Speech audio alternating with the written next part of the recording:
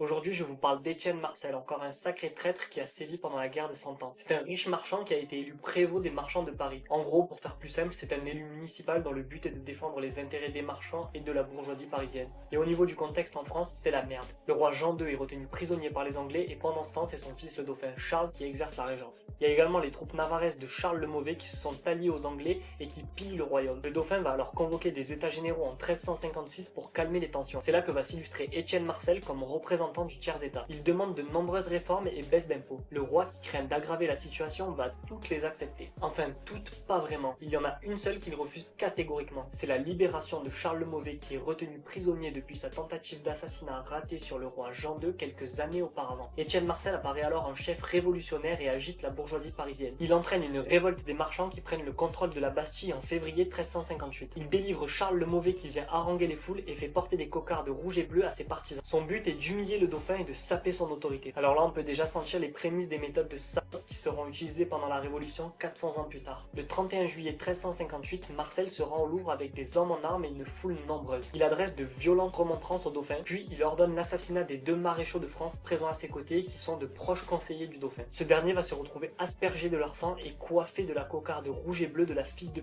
p. Le dauphin va alors quitter précipitamment Paris pour se réfugier en Champagne. Mais l'agitation gagne déjà les campagnes et une révolte paysanne éclate autour de Paris. Marcel s'empresse de soutenir cette jacquerie, mais Charles le Mauvais, qui a peur de perdre le soutien de quelques nobles, va écraser les paysans. Dans la ville, le manque de vivres commence à se faire sentir. Le peuple s'agite et les négociations de Marcel avec les Anglais n'arrangent pas les choses. Son dernier soutien, Charles le Mauvais, qui en tant que bon traître sans le vent tourner, est déjà en train de parlementer avec le dauphin. Dans une tentative désespérée, Marcel souhaite lui offrir la ville et la couronne de France. Le double assassinat des maréchaux perpétré des mois auparavant lui a fait perdre tous ses soutiens. Le 31 juillet 1358, Marcel se trouve à la porte Saint-Antoine et s'apprête à livrer la ville aux Anglais et aux Navarrais. Jean Maillard, un échevin de la ville de Paris qui était d'abord un soutien de Marcel mais qui trouve désormais la trahison bien trop grande, apprend cela. Accompagné d'une escorte, il se précipite sur les lieux. Et c'est là, selon certains récits, qu'il va massacrer Étienne Marcel à coups de hache. Un flou subsiste autour de cet événement. Certains prétendent que c'est un acte délibéré, tandis que d'autres disent que c'est un acte impulsif qui a lieu dans la confusion du moment. Quoi qu'il en soit, Étienne Marcel a fini comme tout traître le mérite et justice a été rendue. Avec la mort d'Étienne Marcel, la révolte cesse, laissant le champ libre au dauphin pour réinvestir la capitale. Mais ces événements violents le marqueront à vie et influenceront son règne sous le nom de Charles le Sage.